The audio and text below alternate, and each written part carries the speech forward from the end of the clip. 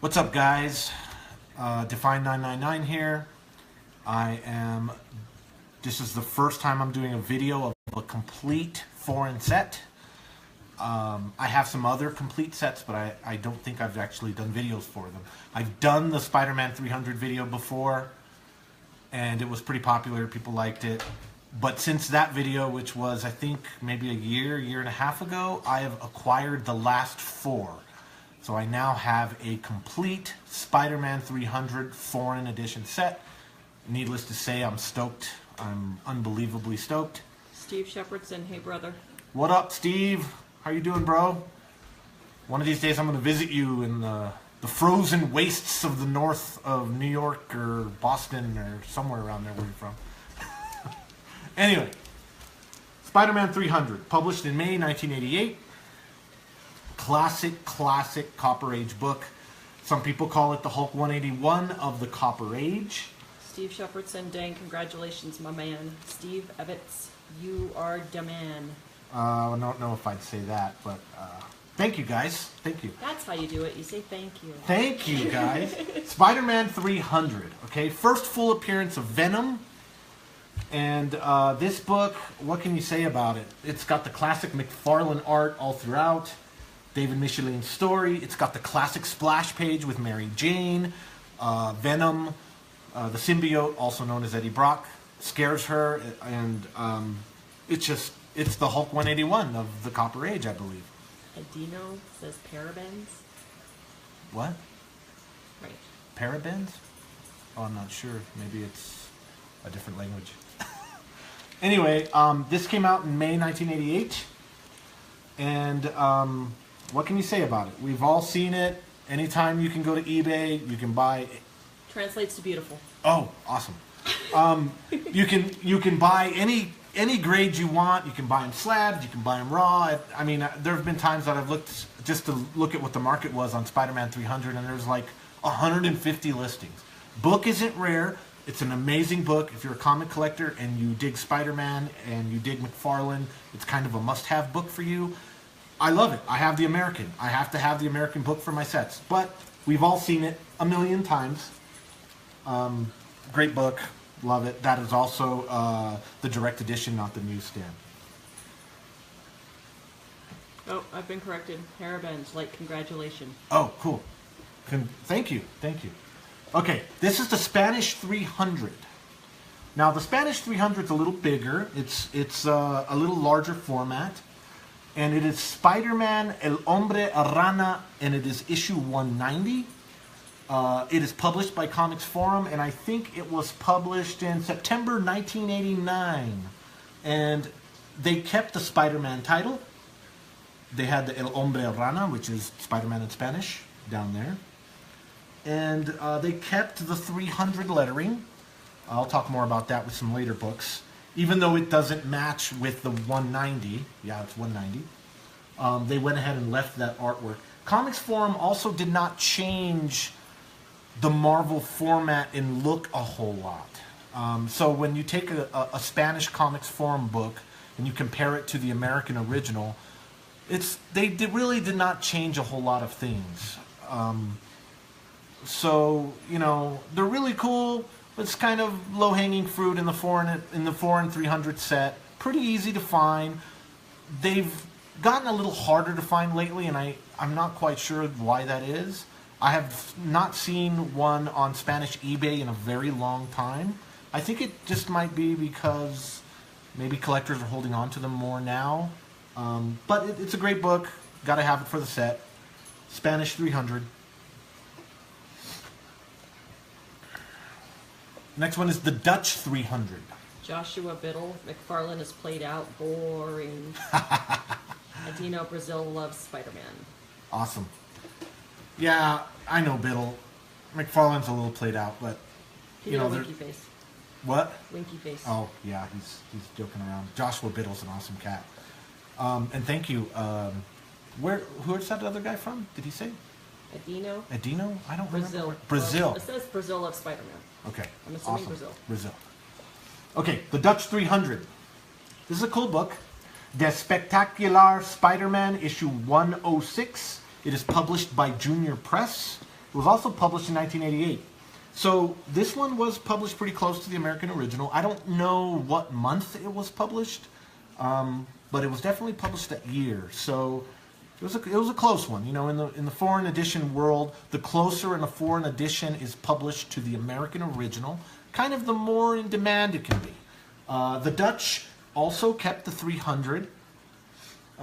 Junior Press was a big Marvel relicenser in the Netherlands, and so they did a bunch of stuff. There's a lot of Copper Age keys that were done by Junior Press, and you know, cool publisher. This issue's a little rough. It's a little bit of a lower grade, but I'm okay with it. It's got, you know, the box, sort of like Comics Forum kept the Marvel format with the box and the black Spidey in there. Can you bring it forward? It's getting a glare. There you go. Steve says, this is why I like you. You educate and enjoy educating folks. Nice job, brother. I do like to educate. And you know, the last couple days I've been writing books. I've been doing some really long posts, trying to get my mind around some of the complexities of the foreign niche, because it is. It's very complex in ways that traditional comic collecting just simply is not. And but I don't want to come off as some asshole. I don't want to come off as you know, a guy that, oh, well, I know this and I know, you know, it's not about that. It's about love. It's about love, and it's about education. Now, the interesting thing about the Dutch is, as far as Western Europe is concerned, I do believe it might be, I mean, it's not necessarily hard to find, but because the Netherlands, it had a pretty small population, I really don't think that the print runs on the Dutch 300, on any of the Junior Press books, were really that high. I definitely think some of the other European countries had higher print runs. And for that reason, even though you can go onto Katawiki, which is kind of the Dutch eBay, and you can find a lot of Dutch books pretty cheap. For that reason, I think that, you know, if a lot of people start trying to build the 300 set, you could maybe at some point in the future, Dutch 300s might be hard to find, because I just don't think a lot got done. Dutch 300, Des Spectaculaires, Spiderman, published by Junior Press. Cool book. Cool book.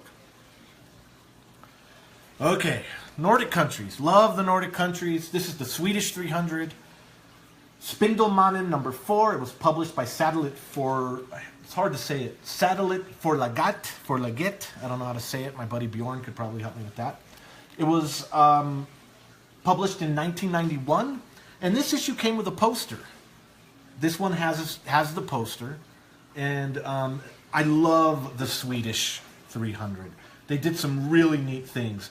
The biggest being that the 300 was replaced by the Venom. I like this guy. Who said that? Steve Shepherdson. Oh. By the way, Matt, your wife is awesome too. Just for supporting you and your passion. I thank her for directing your educational videos. Oh yeah, she's great. She's great. You're my new favorite. My new favorite, Steve. My wife likes you, Steve. Steve's a cool cat. Yeah, so, yeah, Spindelmannen. A lot of the Nordic countries, and Poland, took the 300 and removed it. Now, the 300 in the American book, of course, it made sense. It was Spider-Man 300. But in a lot of the other foreign publishing realities, 300 didn't make sense. And honestly, it was kind of a schizophrenic background to the classic McFarlane circle that we all know and love. And so what a lot of the Nordic countries, and Poland, did was they replaced the 300 with Venom.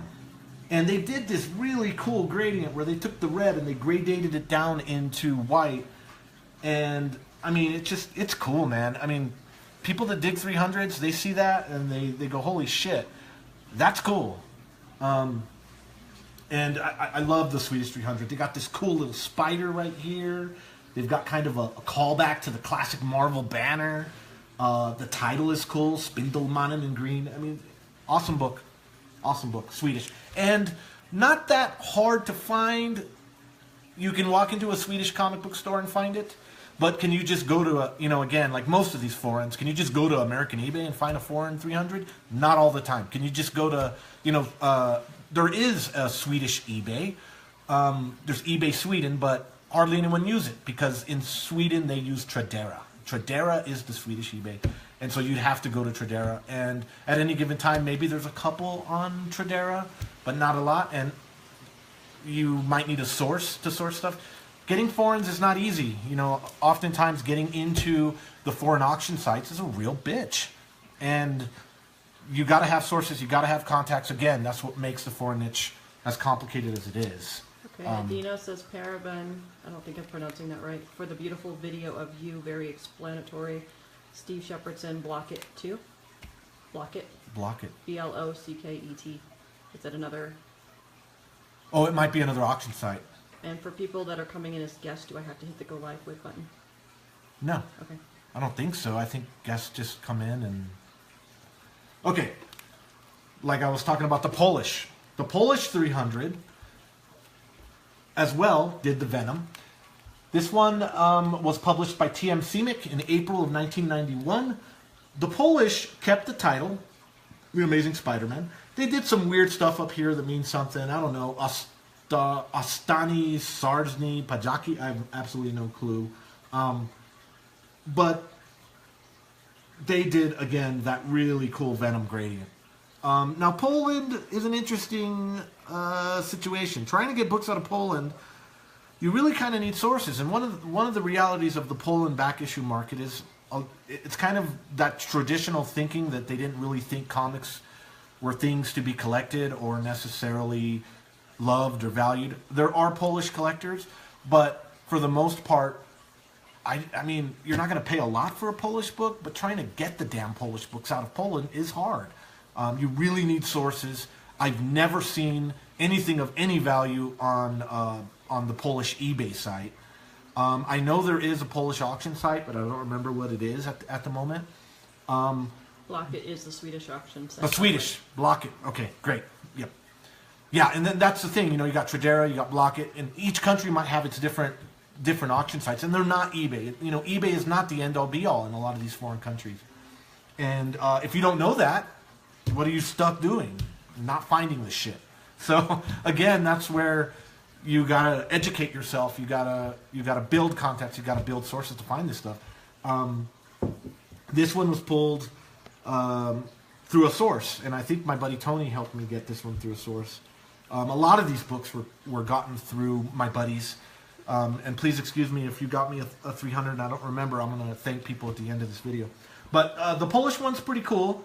I like it. Not a whole lot of difference. I mean, I kind of feel like the title gets a little bit lost just being in blue. The blue does kind of match the circle, which is cool. And a lot of the Nordic countries, Marvel books had the block up here. But they, you know, instead of a figure, they would put like a Spidey face or a different type of face. Kind of cool. I like the Polish one a lot. This one's kind of in not the greatest condition, but I don't care. It's, you know, it was hard to get. Polish 300. Okay. Now, we're getting to the other way that foreign publishers tackled the 300 art problem. They called it an art problem because 300 only makes sense, really, if it's issue 300. So what the French did was they said, screw it, get rid of the 300. Boom, gone. French 300, Récit Complete Marvel, issue 25. This was published by Simic S.A. in February 1990, so 2 years after the original. And interestingly enough with this one, I believe that this one has the largest McFarlane circle as far as the format is concerned. I believe it's the largest one. I don't think there are any that are as large. It's only by a little bit, I think. But, you know, they just kind of zoomed in on it a little bit. And really cool cover, all black. The French stuff aren't really necessarily crazy hard to find. This book can be found. You won't pay an outrageous price. But like with a lot of foreigns, finding them in decent condition is tough. This one is pretty nice. It's got a little tick down here, but... this is a great book, and I like the red cover. I like that the 300 was removed. Yeah, and French books are neat. I like getting books out of France. All you got to do is just go to French eBay, and you usually can find plenty of them. So if you're building the 300 set, you can find a French. You just got to be patient. Okay, I'm going to go ahead and, because I can't wait any longer. My favorite foreign edition 300 has to be the Italian. The Italians kicked ass. They really kicked ass. This Italian 300 is called the Lomo Ragno 91. It was published by Edizione Star Comics in March 1992, so a little further away. But what can I say about the Italian 300? It is sexy as hell. And this particular book, I believe, is the highest graded. On the CGC database, there's the highest gradeds that they have there are 9.2s. There used to be a 9.4, then it was cracked out and signed by Todd McFarlane, and it dropped to a 9.2. As far as CBCS, they don't have their population registry up yet, but from what I know, this is the highest graded by any company Italian 300 on the planet. I could be wrong. There's probably some that are higher graded out there raw, but this book is priceless to me. The Italians did not fuck around. Now, Star Comics, Edizione Star Comics, they kept kind of the Marvel format with the little block. Cool. They did use, I don't have the American one right here, right off the bat, but notice they used more of a classic Spider-Man in the block. And I liked the blue title, but the coolest thing about this cover is that they made it all black. So they removed the 300 and they said, let's just make it black. And as you know, with black, that makes books tough because of grade. That complicates things. It's real easy to screw up black covers. That's why this book in high grade is so cool. But I've always personally believed that the Italian 300 has this special place within the set because the metaphor of the symbiote and what it does to Eddie Brock and what it does to Peter Parker, what it does and how it just takes them over and covers them up. That happened to the cover, the black. It's like symbolizes the symbiote's covering. And I almost wish that they had made the Venom smaller. I mean, the Venom's cool, but I almost wish it was like maybe that big. Lomo Ragno 91. Another interesting thing that I like to tell people, ask me, well, how rare is it? How rare is it? Well, all foreigns are fucking rare. Okay? They're all rare in comparison to American books. But I'll give you an example. At any given point in time, you can go on American eBay and there can be 100 different listings of raws, graded, whatever. I've been looking for more Italians for other people building the set. And at any given time on Italian eBay, there might be 3, there might be 4, there might be 1. That gives an example of rarity, I believe. And, Western Europe foreign editions aren't rare within the foreign niche itself. They're not. But when compared to the American 300, it's rare. And, Lomo Ragno 91, Italian 300. It's a beast. This is a beast foreign. I personally believe that also if people that are collecting Copper Age comics, if there's going to be a Copper Age foreign edition that kind of blows the doors open on the foreign niche, it's going to be the Italian 300. I've believed that for a long time.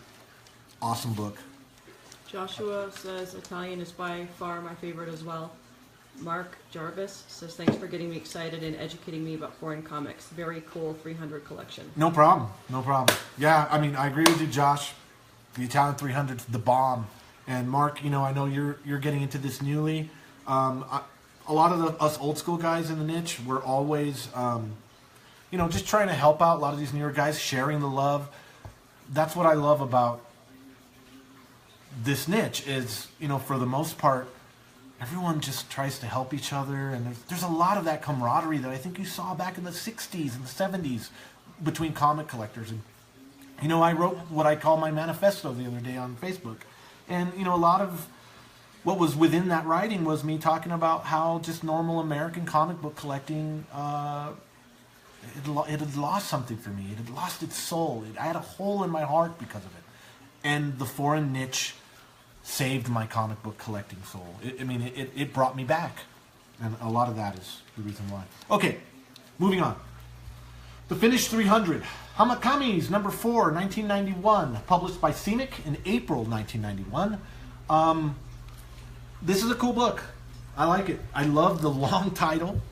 I'm not sure why in Finland or with the Finnish language, you know, they have these dots. I mean, it's just cool. It's really cool. Also, Simic in Finland, a lot of their Marvel stuff gets this little Marvel triangle up here on the top, and the Finnish 300 as well does the Venom gradient.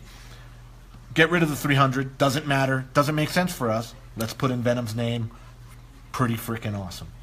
Finnish 300.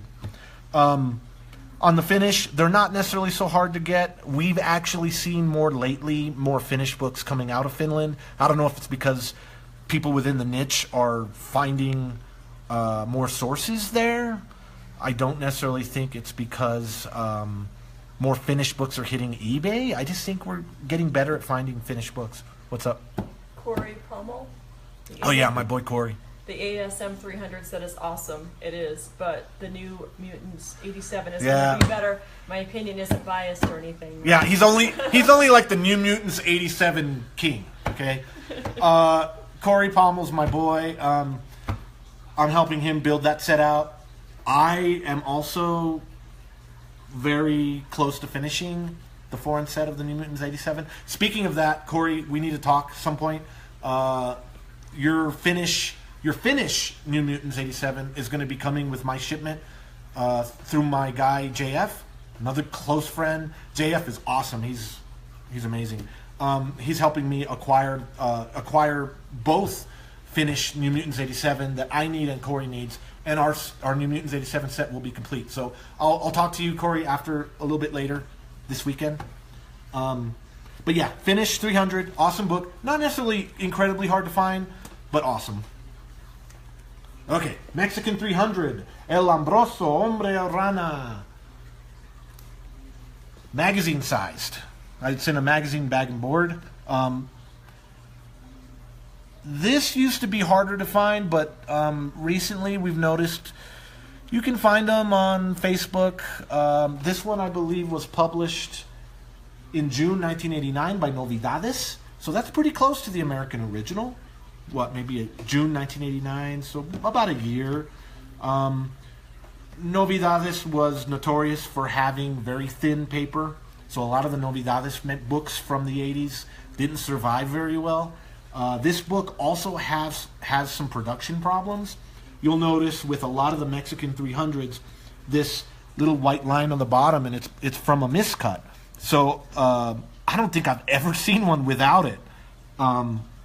I know there's got to be some, but a lot of them had this miscut on the bottom. And this one's a little rough. The spine is definitely rough. And, you know, one of the interesting thing about foreign editions and art is I want you to look at the Mexican circle. I want you to look at the Finnish circle. See how there's blue sky in the Finnish circle and the Mexican just stayed yellow? You know, a lot of times you wouldn't notice changes to art. You know, the Mexican's yellow, kind of like the Italian as well. But look at how with the Italians yellow, the cityscape has kind of a different shading. It's like a lighter yellow than the Mexican. The cityscape in the Mexican one. Oh, sorry. Here, do that. The cityscape in the Mexican one is almost red. Do you see that? That makes that circle so much more contrasty. I gotta catch up on comments before I lose them. Okay, go ahead. The Finnish, Corey, the Finnish 300 is really awesome. To me, the case from red to white is just as cool as the solid black of the Italian. Yeah, I can see that. Tony. Oh, my boy Tony. Good Lord, Tony. He taught me Nothing talking better shit. than a Mexican 300 and Mexican ladies. Yeah, okay, so, you know, my buddy Tony Tony, says, ha ha ha. my buddy Tony, let's be honest, he hunts foreign comics, but he also hunts foreign women. He loves the foreign ladies. He dates chicks from Thailand and Mexico and Colombia. That's Tony Singh. So Tony is a true foreign hunter in all you know, all aspects. That dude hunts. He likes his foreign stuff. He likes his foreign comics, and he likes his foreign women. Good for you, Tony. I just want you to settle down, though, dude. I know you need a family. I know you need kids. I know that's what you want. I know you're hunting around and, you know, messing around with all kinds of ladies, but I hope you find the right one soon. Very soon. There's nothing wrong with a New Yorker either, Tony. Yeah, you know, a New Yorker white girl. Nothing wrong with awesome. that. They're pretty awesome. Find yourself a nice New York chick. I don't know if Tony will ever end Hey, up with a white chick. there's some ladies up there that would match his style. Yeah, actually, yeah, it's possible. Okay, There's feisty. they are feisty. Mexican 300. They did a black and white title. It's not very. I don't know about that. They did this interesting. Again, the format with the box. They did kind of a Peter Parker, half black, half out of costume. Pretty cool. Novedades. Cool Mexican publisher. They published a ton of Marvel shit in Mexico. Okay. This is a beauty. This is a beauty. The Greek 300. Okay. 483. Why is it so tiny? It is tiny because it is in a digest-sized format. And the Greek stuff are some of the most interesting foreign editions out there. Foreign edition Marvels, foreign edition DCs, it doesn't matter. It's just, you know, within the niche, there's just certain countries that do that certain thing. And whether it's the publishers or the way the language is, you know, Greek, it's such a cool language. And, you know, I love it. This is a hard one, okay? There's a couple of Spider-Man 300s that are some of the most difficult ones to find. There's 3 of them. This is one of them. And one of the reasons is, you know, Greece is a small country. The print runs could not have been that high.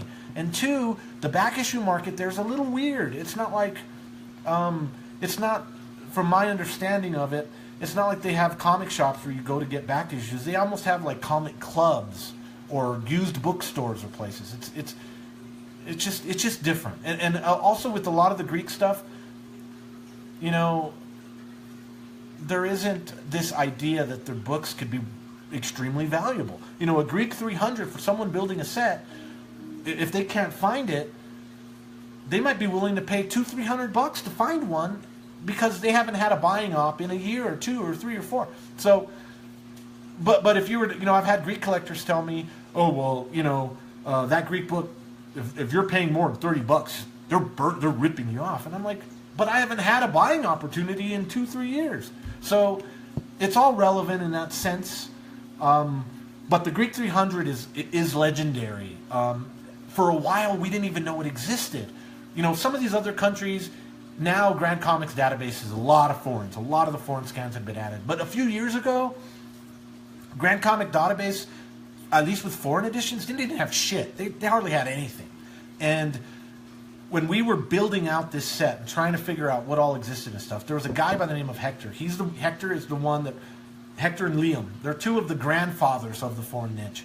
They were the ones that started searching and going to foreign forums. And, I mean, no one knew what existed. And the Greek, I remember being friends with Hector, and we were like, man, there's got to be a Greek. There's got to be a Greek 300. We see books smattered all around that number. It has to exist.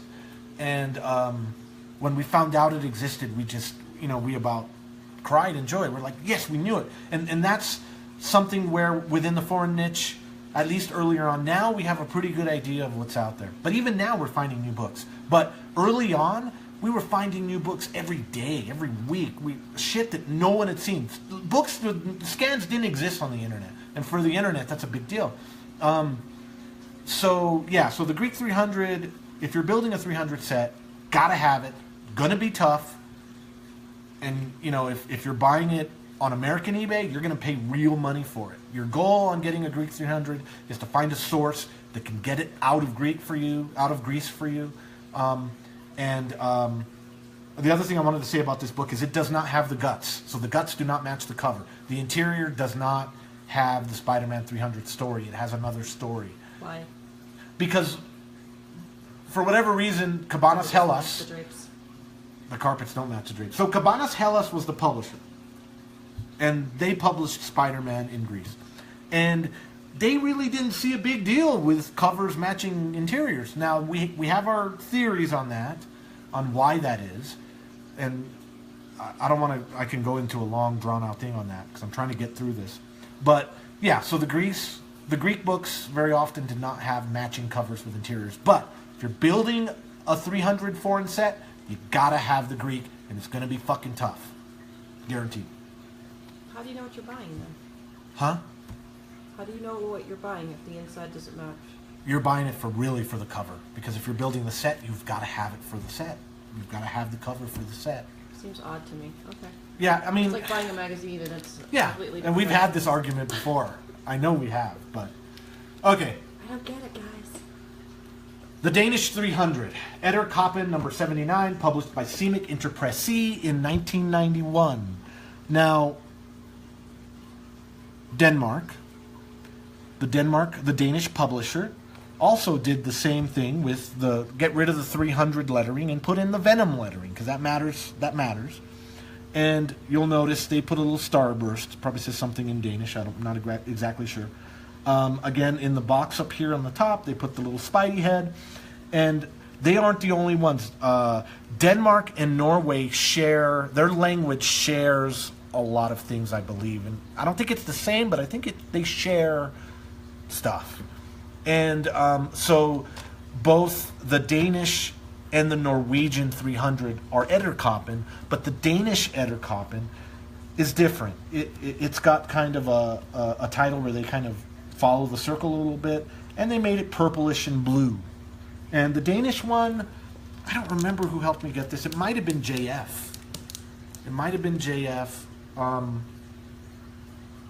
Corey says, who cares what others think? I overpay for nearly everything. I'm not concerned Yeah. of the monetary value of my books. My only concern is whether or not, I think it's supposed to say whether or not you can get it, and once I have it, it's never leaving my personal collection. So value is neat.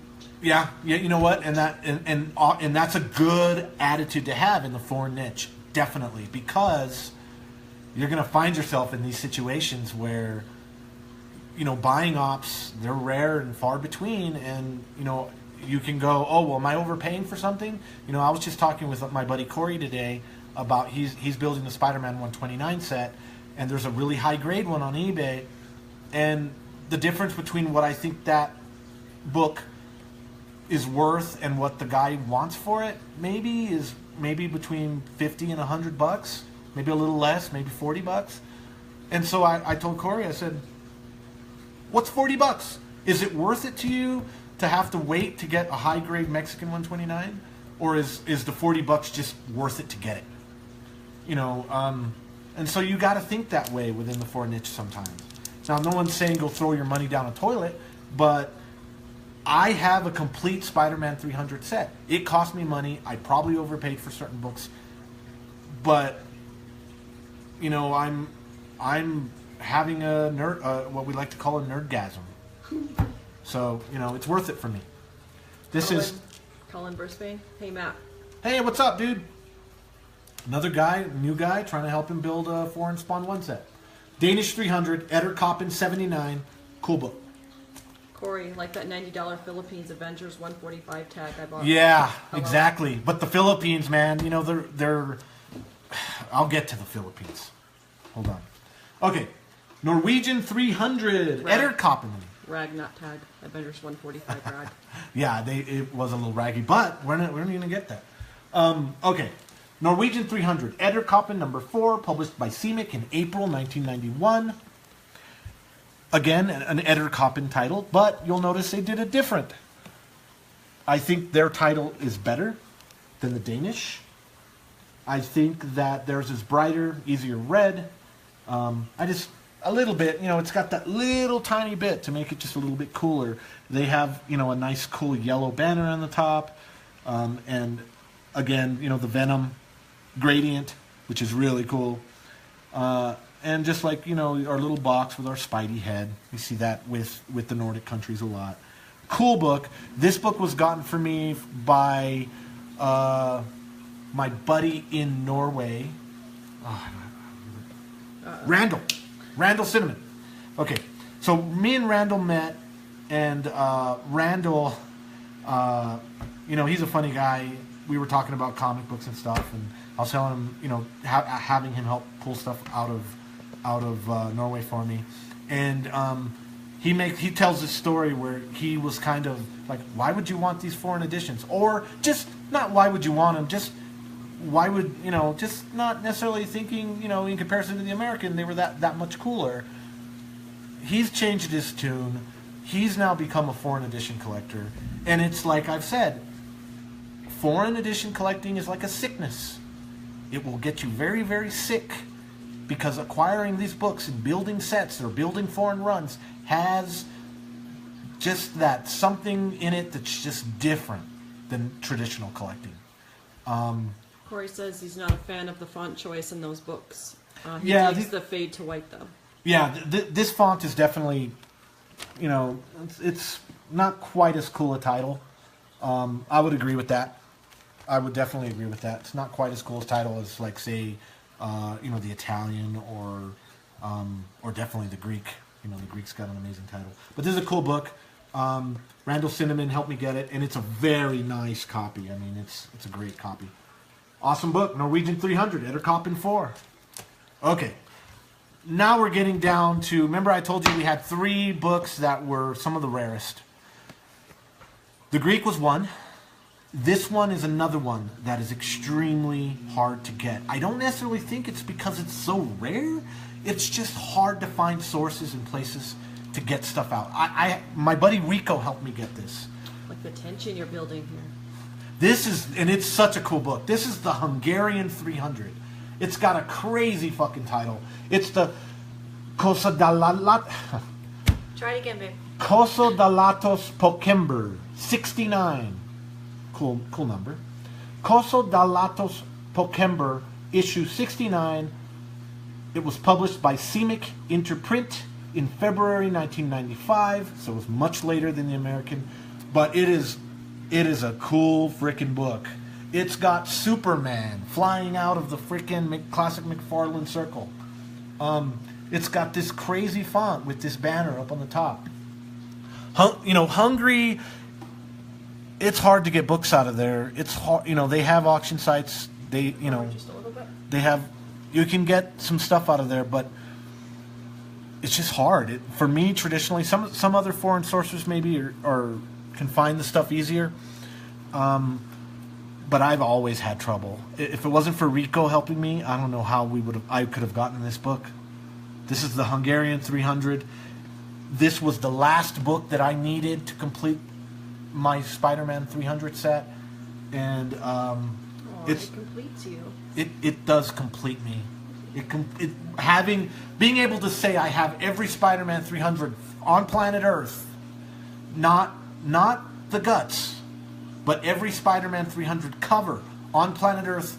That was a foreign edition. Of course, I'm missing some Americans. The DVD, not for resale 300, and of course the fancy holofoil one. I forget what that one's called. Yeah, it's a big freaking deal. The Hungarian 300 is awesome. This one is rough. It's very rough. But who cares? I don't care at all. Corey says Hungary apparently gives no fucks about DC Marvel. DC versus Marvel. Yeah, they don't give no fucks about, and that's another beautiful thing about foreign edition collecting. You can have DC and Marvel in the same book. You can have DC and Marvel on the same cover. Sorry, go ahead. Go ahead. John is asking what's with the Superman on the cover. The Superman means there's Superman on the interior. So basically, Simic, the publisher, had the licensing rights for DC and Marvel, and for whatever reason, this gets us into that question too about foreign publishers not giving a fuck about anything really, and Marvel and DC not giving a fuck, because Marvel and DC, it seemed like, from our experience, especially in the 60s and the 70s, all they really cared was that the checks cashed and that their licensing went out. They were not really controlling their properties like they do now. Now, a foreign publisher has to send in, the translation. They've got to send in the art. They've got to approve everything, right? But this was back, you know, even in, you know, this was what, 1990, what did I say, 1995? The internet was tiny, you know, 95 was maybe what, that's when we were still using dial-up. I mean, the world hadn't shrunk yet, so the Marvel and DC wasn't worried about what a foreign licensor did with their licensees. Now, someone in the licensing departments at Marvel and DC that worked there might disagree with me, but I don't really think they did.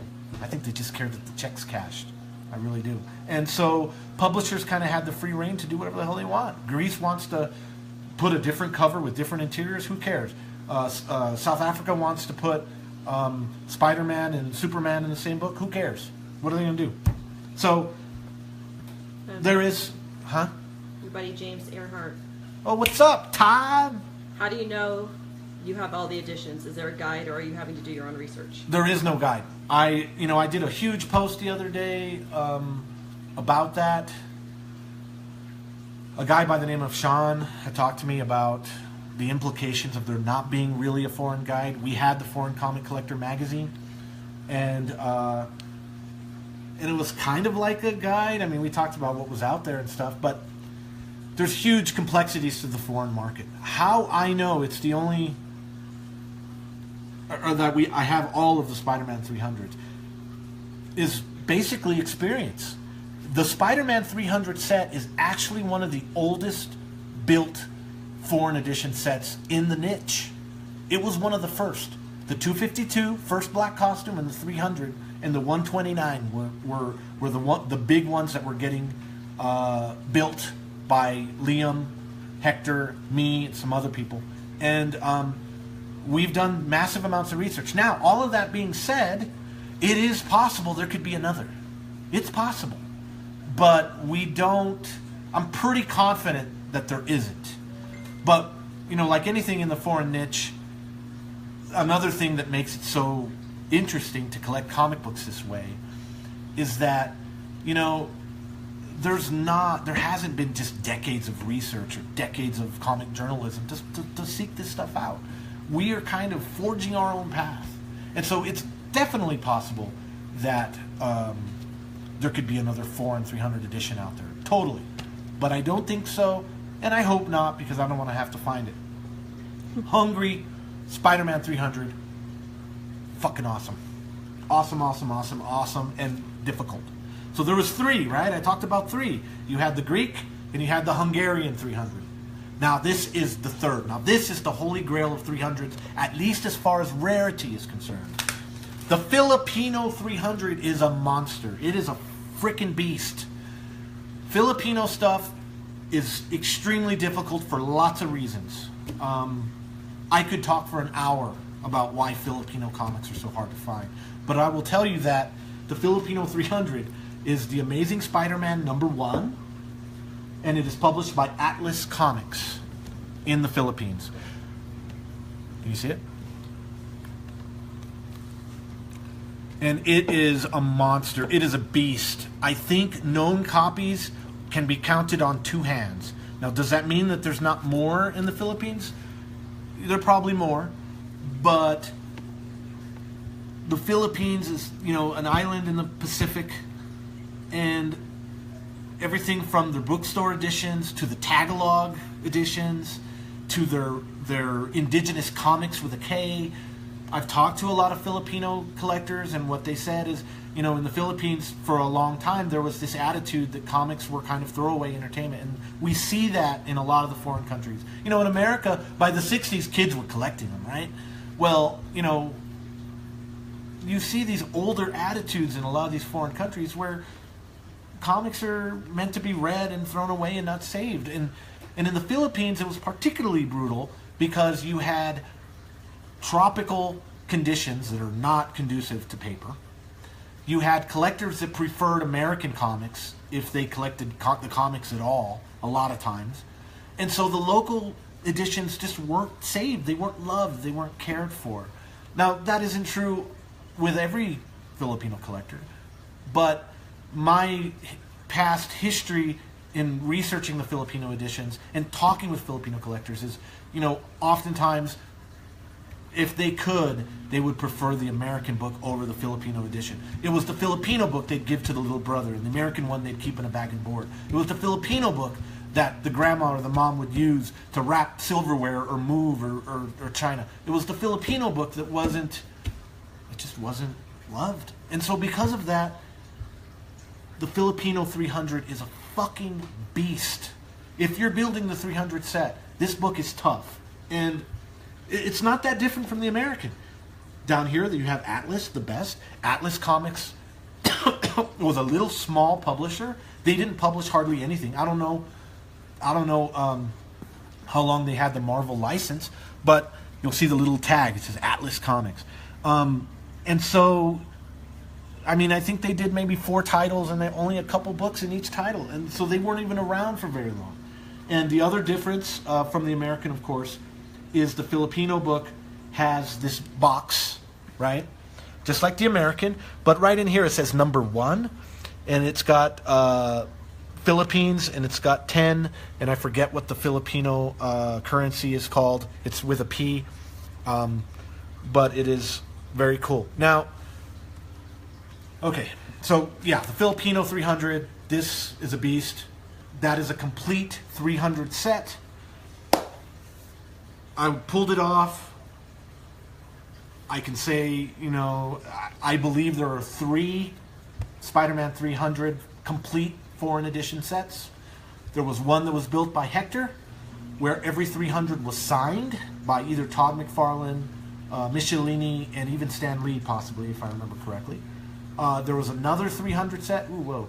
Easy there, buddy. Easy. There was another 300 set that was built by Liam, and I believe Liam completed it. I don't think he needed any others, and so that would be the second one that finished, and then mine would be the third. So I'm the third person to complete a Spider-Man 300 set, and yeah, it's a really cool set within the niche. It's got a lot of variation. I hope you've enjoyed going through and taking this journey with me. I'd like to thank some people. I couldn't have built this without help. I couldn't have built this without help from Hector. I couldn't have built it without help from Tony Pomilla, Hector Banda. I couldn't have built it without help from... Sorry. What happened? Go ahead. You're still live. Hey. You almost fucked it up. Yeah. So, right while I'm thanking everyone, Rico, my buddy Rico helped me. My buddy JF, he's helped me huge. My buddy Randall Cinnamon, he's helped me huge. Bjorn, my buddy Bjorn, he has helped me with the Swedish 300s. And again, that brings us back to the neat thing about the foreign niche is, unlike in traditional collecting, you go to a show and you buy, or you go to eBay and you buy. In this world, you need help. You know, you need a little help from your friends. And those relationships and those contacts and those sources, they turn into something more, and they turn this niche into something more. Now, I promised my son he would do a comic review. He's really big on wanting to be on YouTube. China, will you get Sebi? In the meantime, Paul Kennedy is asking that you show them again real quick. Please, he joined in late, and he just a quick look. Okay. Okay. Quick look, por favor. Quick look. Filipino 300. Tough, beast, hard to find. Hungary 300. Not sure if it's rare. It's tough. It's the Hungarian. Very, very, very tough. Mainly, I think, because of sourcing it. Norwegian 300. Very cool, very cool. Venom gradient. Edderkoppen. Danish 300. Again, with the Venom gradient. Danish, Edderkoppen 79. Very cool. Greek 300. Another of the 3 beasts of this set. Very hard to find. Small digest format. Awesome. Greek 300. Another one of the beasts. Mexican 300. Very cool. Published by Novedades. Magazine format. Very hard to find in any decent condition. Awesome. Finnish 300. The Hamakamis. Paul, did that say Superman on the Hungarian? Yes, it did. It sure did. And my video will be available. You can go back, and I talk a lot about that. Hamakamis. Finnish 300. Very cool. Love the little Marvel triangle. Cool book. The French 300. Too cool, he says. French 300. Awesome, all red cover. And I believe it has the largest McFarlane circle, if you were to compare it to the other. Or maybe not. Maybe I'm wrong in that. I could be totally talking out of my ass on that. Polish 300. Very cool. Hard to get stuff out of Poland. It's not that they're expensive. It's just hard to get Polish shit out of Poland. Swedish 300. Extremely cool with the little spider in the right corner. I love what the Swedish publisher did. The Swedish publisher was Satellite Forlaget, and I love the way they handled the 300. Dutch 300. The Dutch 300 and doesn't really have a cool title, but I believe that as more people build this set out, they're going to find that the Dutch get scarcer and scarcer, because I think the Dutch probably had one of the lowest print runs, up there with the Philippines too, you know, with low print runs. John says thank you for showing us your collection. No problem. Spanish 300. Not hard to find, but I haven't seen a whole lot on Spanish eBay lately. It also is a larger format. And of course, my baby, my precious, my Italian 300, the coolest foreign Italian 300 I believe that was created, and the highest graded that's ever been put in the slab, I believe. Awesome black cover. Awesome. And then of course, my American. I like it. I love it. But all you need is money and you can have it. Okay, so my son is going to do, we are really into Predator. Honey, you're bumping my arm. Come here, Sebby. Sebby, come here. He's bumping me. Hold on. Stop Sorry, bumping. guys. Stop bumping. Come over. Come sit over here. There we go. Got a case of the shakes for them on my arm. Okay. So my son likes monsters, of course, and so we read Predator. This is issue, what issue is it, son? Do you remember? Let's see. Predator number 4. And we read it today. And why don't you talk a little about it? Paul says that was heavy duty, great run. Awesome, thank you. Where's your newsstand edition? Asked Corey. Oh yeah, I don't have the newsstand. I'm missing the newsstand. I'm missing the DVD now for resale, and I'm missing the chromium. Okay, Sebby, talk to the camera. Tell him about this Predator comic. I like this one part Let me see the. where a predator rips a guy's skull out. That's like a fun dude. You like the part where the Predator does what? Rips his skull out. Rips the skull out. Oh yeah, that's a cool part. No, I've got the camera now, babe. Show him.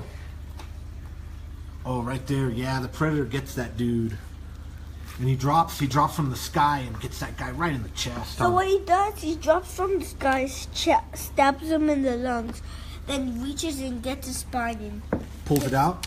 and pulls it out as long as the skull. Those are the Yeah, ones. those the Predators. They're pretty awesome, huh? They're wearing like wood masks. Yeah, they're wearing wood masks. And if you go near the fourth page, a predator throws it at that guy's that one. Right at his face, huh? And then there's the predator's blood right there. Yeah, so they're hunting predators, and they killed one, and but then they get a surprise, a nasty surprise, huh? Well, Yeah, that one dude gets smoked. oh yeah, and then there's blood everywhere. Yeah. So which is your favorite panel, son? Would it be the one where the Predator rips the guy's skull out? Yes. This is pretty intense for a 7-year-old.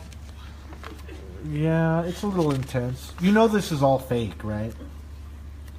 And you know that ripping a person's skull out wouldn't be a cool thing to do, right? And there's also this Hey, one. I asked you a question. Okay, and there's also this fun part at the end. Yeah, I don't know if he's convinced on that part.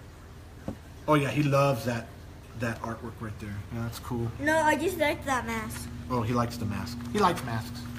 So, if you get five fingers, and you could rate this comic, Predator, Hunters, you can rate it on a scale of 1 to 5. 5 being the best and 1 being the worst. What would you give it?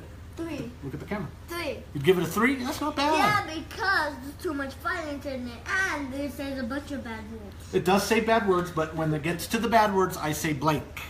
Yeah, Paul says, I sold but- it. Sorry. But you also said some bad words. I know I did, and you only- weren't supposed to tell Mom that. Oh, busted. Paul says, I sold a Chrome CGC 9.9 a couple years ago. Sorry to interrupt the little reader. Smiley face. Oh, it's okay. Yeah, those chromiums have gotten expensive. I'll Corey- probably get one eventually, but Corey says, love Predator. Really liking the covers on those. Good choice for your show and tell buddy. Show and tell buddy, sorry. awesome. Yeah, he likes the Predator stuff. We kind of bounce around. Okay, so tell. Todd says E loves Alien versus Predator. Oh yeah, Aliens vs Predator rocks. And then Corey says, dodging questions like a pro. Okay, so I think we're done here. Sebi, tell them bye. Bye. And I hope you guys enjoyed that. I enjoyed talking about them. There was still, I could talk about so many different aspects for hours. But, I think that's good for now. Define999, Foreign Comic Collector Magazine. Check us out. We're about the Ford niche. Again, thanks to all my friends that have helped me build this. And I will talk to you guys later. Out.